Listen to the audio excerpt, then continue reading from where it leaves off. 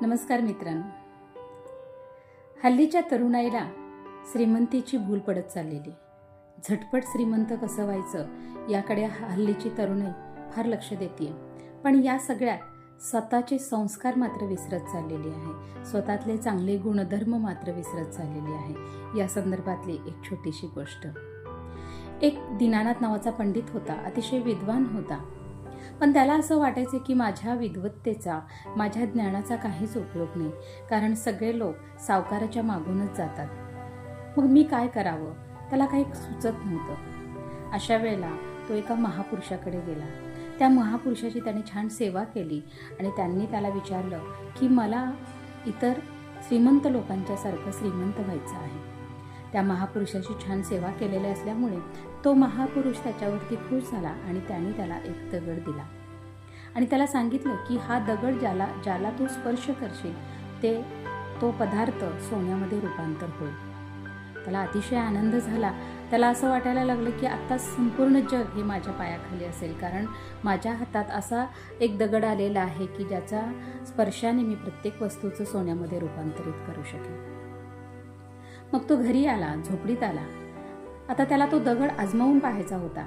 मग त्याने विचार केला की कशाला स्पर्श करावा, आणि त्याचं लक्ष तिथं तेवत असलेल्या पणतीकडे गेलं आणि त्यानं तो दगडाचा स्पर्श त्या पणतीला केला. पणतीला दगडाचा स्पर्श होताच पणती लख्ख सोन्याची झाली. त्याला इतका आनंद झाला की माझी मातीची पणती सोन्याची झाली. पण काय आश्चर्य, थोड्याच वेळात ती पणती विझली. कारण ज्या वेळेला ती पणती मातीची होती त्यावेळेला ती तेल शोषून घेत होती. मंद का होईना पण ती जळत राहत होती. पण आता ती सोन्याची झाल्यामुळे तिच्यातून तेल शोषलं जाऊ शकत नव्हतं आणि तिच्या कडावरून ते तेल गरगळून पडत होतं. त्यामुळं तिची वात मंद मंद होत गेली आणि शेवटी ती पणती विझून गेली आणि त्याच्या छोट्याशा झोपडीत संपूर्ण अंधार झाला. आता मात्र पंडिताला हे लक्षात आलं की आपण श्रीमंतीच्या मागे धावून या पणतीचा जसा अंधार संपूर्ण सर्वत्र पसरला तसा आपल्या ज्ञानाचा अंधार मात्र इथं पडणार आहे. कारण श्रीमंतीच्या मागे धावत गेलो तर पैसा तर कमवेल, पण माझ्या आतला जो गुणधर्म आहे तो गुणधर्म मात्र मी विसरत जाणार आहे.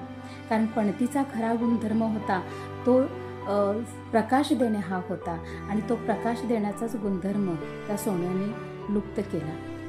तर आपल्याही आयुष्यात असं बऱ्याच वेळेला होतं की काही गोष्टींच्या आपण मागे इतके धावतो की त्या धावण्याच्या नादात आपले चांगले गुणधर्म आपण विसरतो. तर जर आपले खरे गुणधर्म आणि आपले खरे संस्कार जर आपण लक्षात ठेवलं तर आपण सोन्यासारखे उजळून निघू शकतो. गोष्ट आवडली असेल तर नक्कीच लाईक करा आणि शेअर करा. धन्यवाद.